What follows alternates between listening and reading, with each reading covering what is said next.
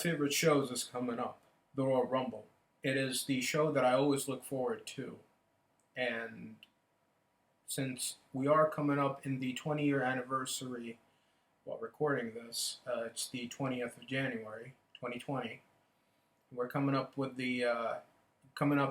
the 20-year anniversary of Royal Rumble 2000, one of my favorite pay-per-views, which was in the 23rd of January 2000.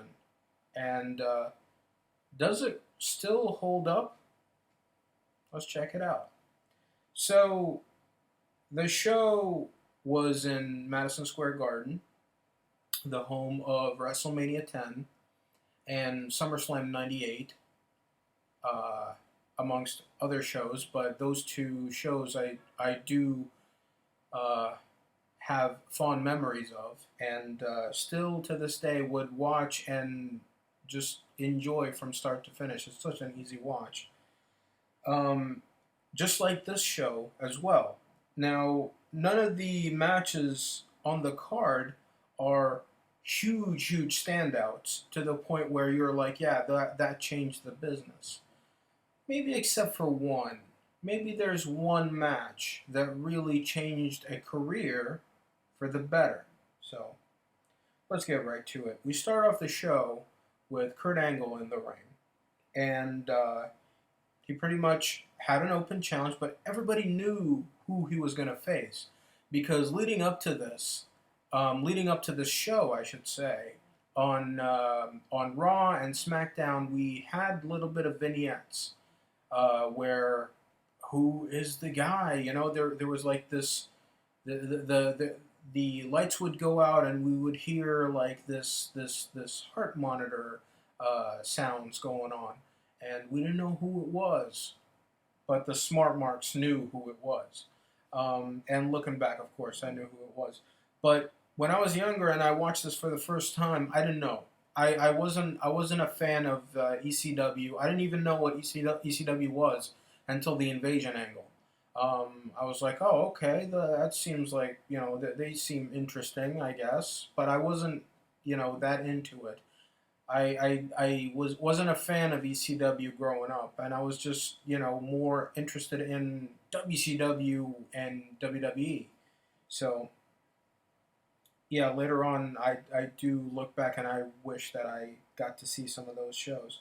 So Tazz came out and answered the challenge to Kurt Angle, and they had a match. It was good. Went for 3 minutes. I think it should have gone longer because it was a match to prove both guys. Because Kurt Angle, up until this point, he wasn't really, Kurt Angle, the guy that we, remember so fondly of and be like, yeah, that's the guy. No. At this time, he was still a rookie. And, he's already spent like a year into the business, but still, he was still green in the character side of things. But wrestling wise, he was great, but he just didn't connect with the fans as well. So when Tazz came out, of course, he was just huge. Hugely popular with the fans, and it being a New York crowd, a very smart, heavy crowd. Of course, Tazz got over, and the fans really were into him. And he looked like, $1,000,000 in the ring, and he looked very menacing, and it was good.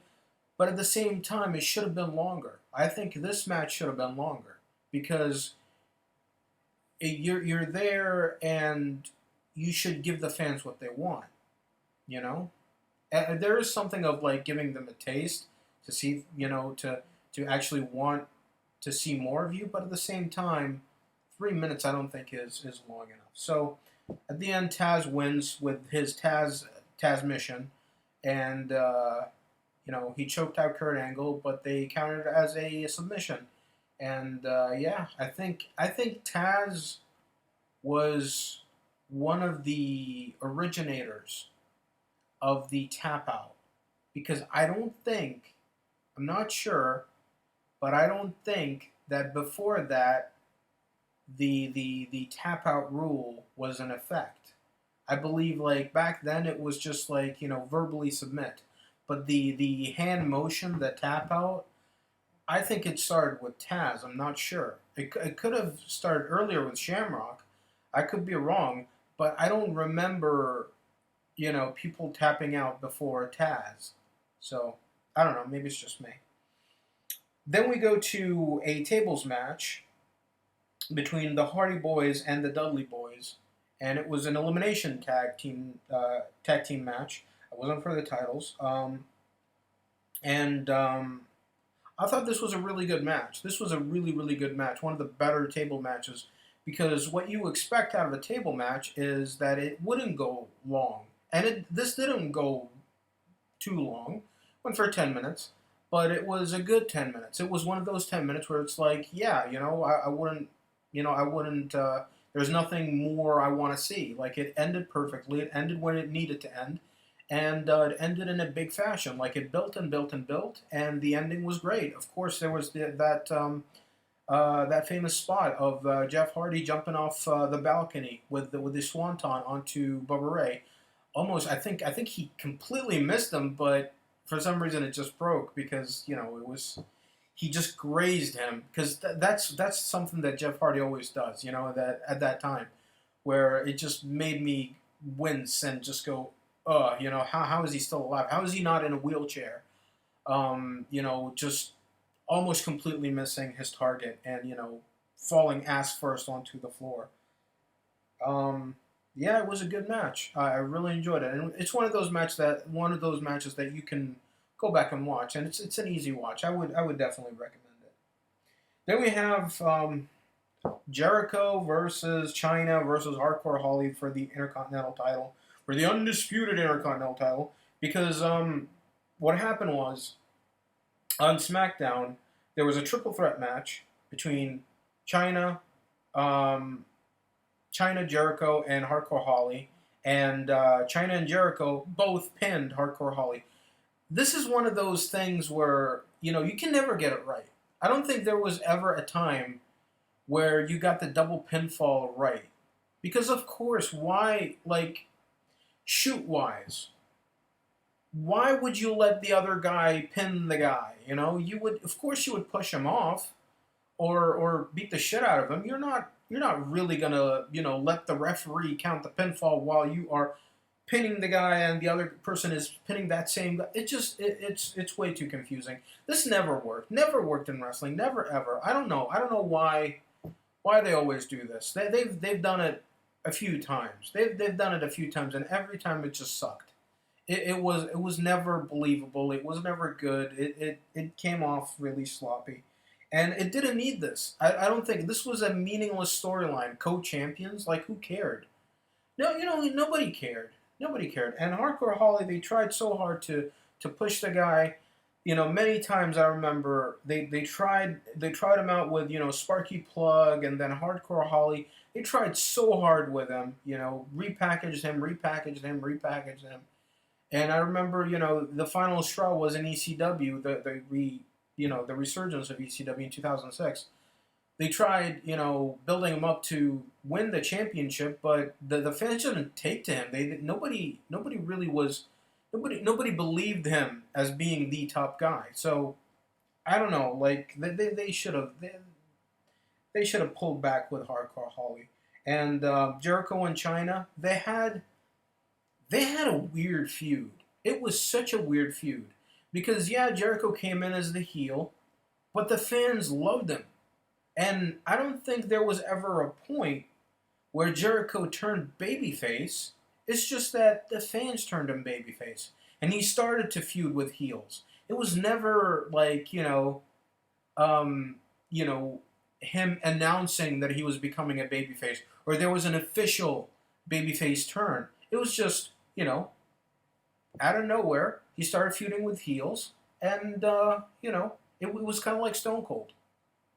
It was kind of like Stone Cold in 97, where, the character didn't change. It was just the opponents. So that's what makes, his character so timeless.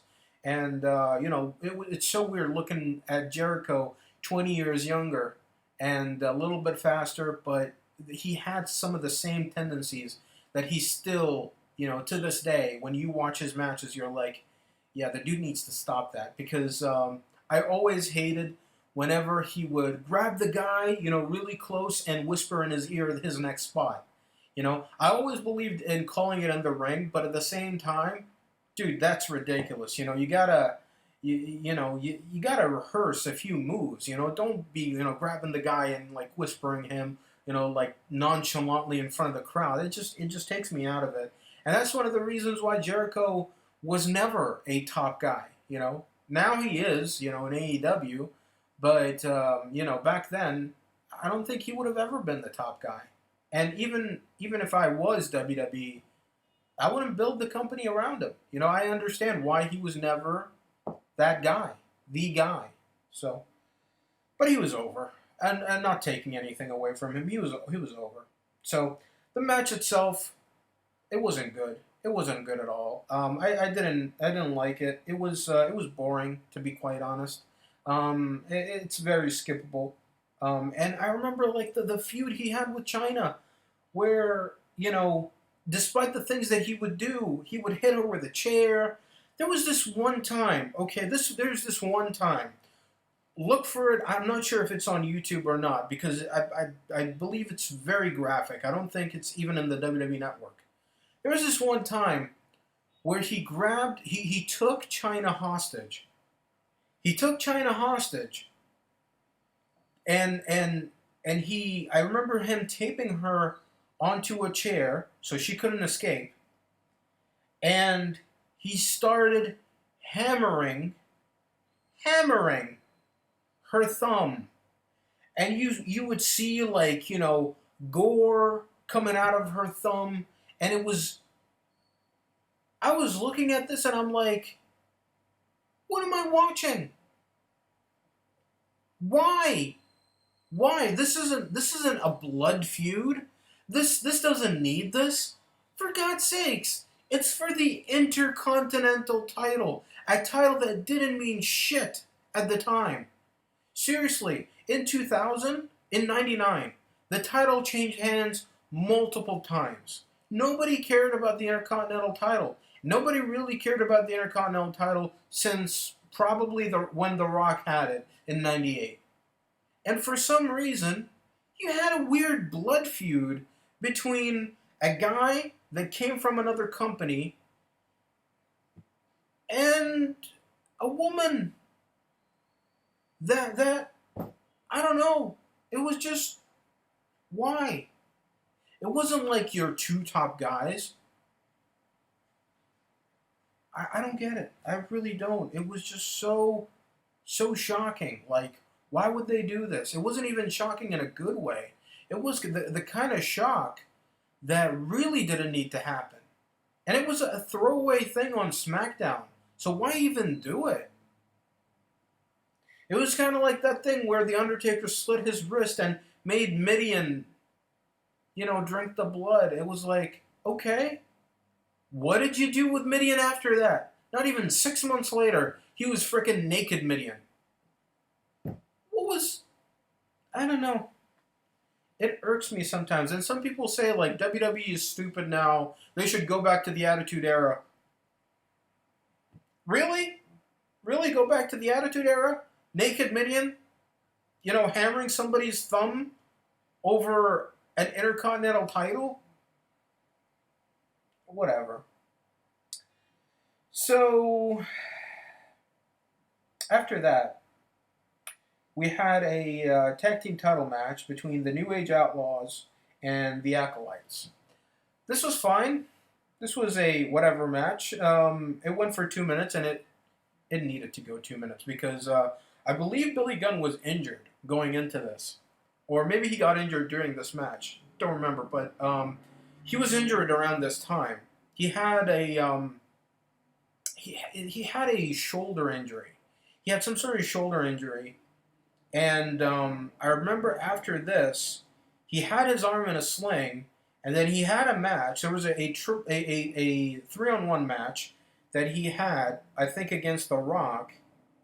And afterwards, DX turned on him, and they kicked him out. And, just they wrote him off so that Billy Gunn would go away and heal. But yeah, this match, The one thing I will say about this match, and you should watch, is the ending. That clothesline from hell, nobody can take the clothesline from hell better than Billy Gunn. Billy Gunn was always the best guy to ever take the clothesline from hell. Watch it and be enlightened by that finish. I just love that. New Age Outlaws retained the tag titles. It was fine. It needed to go 2 minutes because you're not looking at two workhorse tag teams. Although the New Age Outlaws, I will say, are definitely, without a shadow of a doubt, are the greatest tag team of all time. I mean, like, bar none. They they carried they carried the tag team. They are really the unsung heroes of the WWE because they carried the tag team division during a very, very dark period where you had no tag teams. You had nostalgia acts, and you had makeshift tag teams, and you had just weird, like, hey, let's repackage a tag team. Let's have like the new incarnation of an old tag team, like the new Blackjacks or the new Midnight Express, or the new Rockers, if you remember those. Yeah, like the New Age Outlaws were definitely they carried the tag team division, and they made a lot of tag teams. I feel they helped make a lot of tag teams. So after that, we got the match that is probably the most remembered out of this paper. Actually, it is. It is the most remembered match out of this entire paper. The most remembered thing out of this entire pay per view, and that's Triple H versus Cactus Jack for the WWF title um, in a street fight. And this match, a lot of people will say, like, this is the match that made Triple H. This is the match that showed everybody that Triple H has an edge to him. I wouldn't say that. I would say like it was definitely the ladder match that he had with The Rock at SummerSlam '98 for the Intercontinental title. But I kind of understand. I kind of understand where this was the match that people needed to see to make Triple H's title reign be cemented as one of the better reigns, and not just that, but also to prove that Triple H is indeed a strong champion. Because before that, look at all the matches that he was in. When he was champion. Um, since winning the title, he faced off against Austin, and he had a 6-pack challenge thing, and he faced off against Vince, lost the title, and then won it back. Well, actually, he lost the title to Vince on SmackDown and then won it back in that 6-pack challenge. Then you had then he had a feud with he had that feud with Bulldog for a little bit, and then that spun off into him with Austin, and Rock feuded with Bulldog, and then they were gonna have the triple threat at Survivor Series, and Austin got run over, and then you had Triple H, Rock, and Big Show. And then Big Show won the title, and then you had Triple H win the title back in I think it was the New Year's Raw, or maybe 2 weeks after the New Year's episode of Raw, because I do remember he lost the first time, and then he won it the second time around. And there wasn't many things going on for Triple H, so they were like, okay. Let's prove to people that Triple H is the right call. He is the right guy to have the championship. Let's put him in a match against Cactus Jack, and they had a great match. It was a great match. I really, really liked this match. However, I do think the ending was kind of anticlimactic. I don't know. Maybe it's because I've seen so many matches. Maybe it's because I've seen so many hardcore matches that I've kind of gotten desensitized to the idea of just end the match with your finisher. But that's what happened. I mean, yeah, it was a pedigree on tax, but Foley was known to take bumps on tax. It was never a thing where it was like, you know, that would be the final, the nail in the coffin. I don't know, like I always expect, a big thing. Kind of like with, Foley and Edge, WrestleMania 22, like that spear onto the burning table. I don't know. I figured it would be something big, but we never got that. It was just as simple as a pedigree, 1, 2, 3. I mean, it did make the pedigree into a devastating finisher, as in the move that nobody kicks out of, and nobody kicked out of the pedigree at the time. So when you saw Triple H hit the pedigree, it was like, yep, that's it. He's done. And yeah, he won. There were a couple of moments in this match that really showed that Triple H is the guy. Um, Getting his leg sliced open, with it was so bad. You can see like a piece of wood like sticking out of his out of his ankle, and it was just very, very gnarly.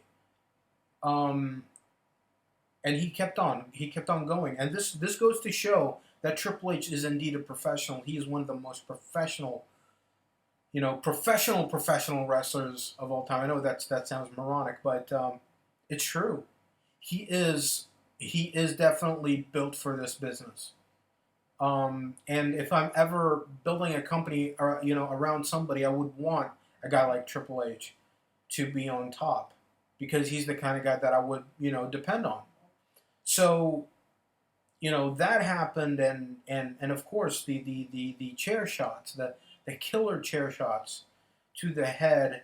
Looking back, it's like, yeah, we are definitely living in a different time period. It was definitely, it feels like it was like a million years ago, because yeah, chair shots to the head, Cactus Jack, being handcuffed. There were a lot of callbacks to Mankind versus Rock from Royal Rumble the previous year, and how apropos that the guy that would help out, Mick Foley get out of his handcuffs was the same guy that handcuffed him a year before and beat the shit out of him. The Rock. And he came out, uncuffed Foley, and Cactus Jack was like back in business. And there were a lot of great moments. There was a lot of great moments in this match, and it is definitely one of those matches that I would definitely implore you to go back and watch. It tells a beautiful story of that old veteran that is still trying so hard to main event WrestleMania, and the young, rising star that is trying so hard to prove himself to being main event caliber. It's a really good story being told, and it's so well executed. It's just that I don't know. I think maybe looking back, especially looking back, actually, I should say, I think the wrong guy won.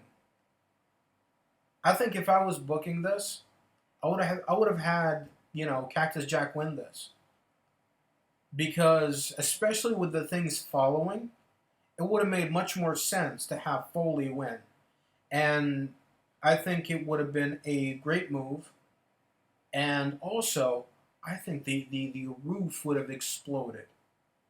Foley winning in Madison Square Garden, it would have been huge.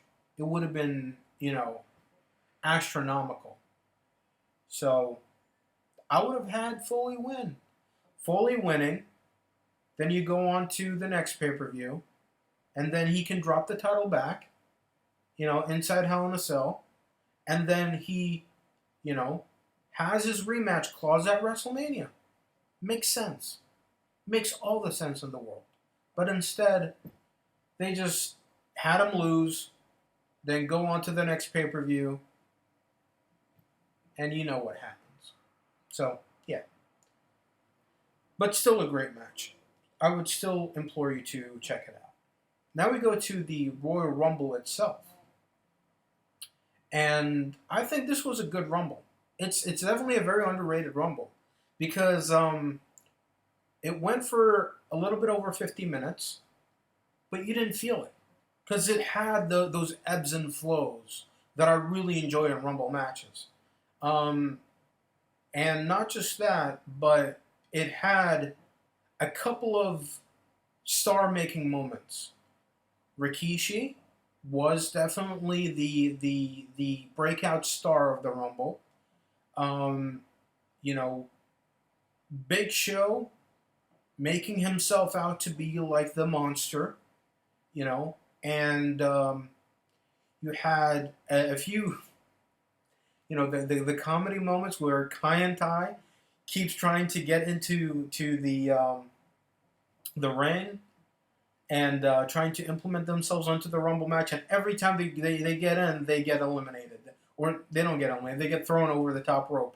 And poor Taka just freaking kissed the floor, falling out. And it was just, it was glorious. It was absolutely glorious. So, it definitely check out this Rumble match. It's very, very underrated, I think. It gets overlooked. It gets overlooked in some lists. I would definitely put it in my top 10 list of favorite Royal Rumbles of all time. It's so, so good. Because from start to finish, there's no dull moment. You're seeing star after star after star. Because everybody was a star. Everybody was a star at the time. There was not many nostalgia acts. I think there were just two. I think there was Bob Backlund. Bob Backlund was in here. Can't really think of any other nostalgia act that was here. But because everybody was a star, you didn't need any nostalgia acts. Everybody was a star at the time. So it was good. It was really good. So definitely check it out. One thing, though, it was the ending. One thing that really, I think, dropped it down a few pegs was the ending. Because I do believe The Rock was supposed to win, and I do believe now, more than ever, I do believe that the main event of WrestleMania was going to be, indeed, The Rock versus Triple H. That wasn't... I don't believe for a second that the original plan was a fatal four-way. I don't believe it. I don't. And some people might say, no, there was leaked images that, it was supposed to be a fatal four-way, and even before the Rumble, apparently, or actually it was actually a month after that, it was in February, where there were leaked images that it was supposed to be Big Show, Rock, Triple H, and Jericho as the main event of WrestleMania. But, they decided to bring back Foley because they were like, we gotta stack this card up as much as we can. We gotta have as many stars as we can. Because, I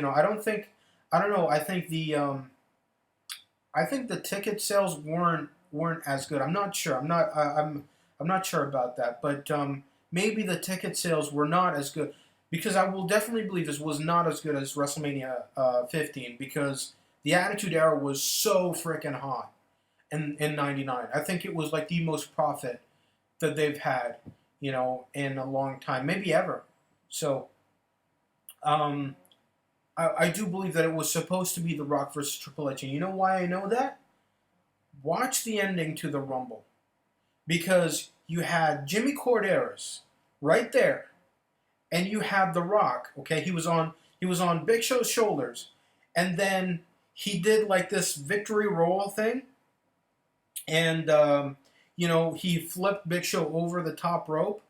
And then before Big Show would fall, Rock's feet hit the floor first. Now, you don't see it because of the camera angle, but later on, Big Show, he said, like, I can prove it. I can prove that the Rock's feet hit first. And he brought a security guard, and the security guard was like, yeah, it was Rock's feet did hit the floor first. He brought another eyewitness, and then finally he had, videotape evidence that Rock's feet hit the floor first. Now, you could have just asked the ref. And not just that, but the ref was right there. He saw everything. Rock's feet hit the floor first, and he didn't say anything. He was like, nope, Rock won. Because that was the plan. That was the plan all along. I believe it. I don't care what anybody says. I believe it. Until I hear it from WWE themselves, I still think that it was supposed to be Rock versus Triple H at WrestleMania.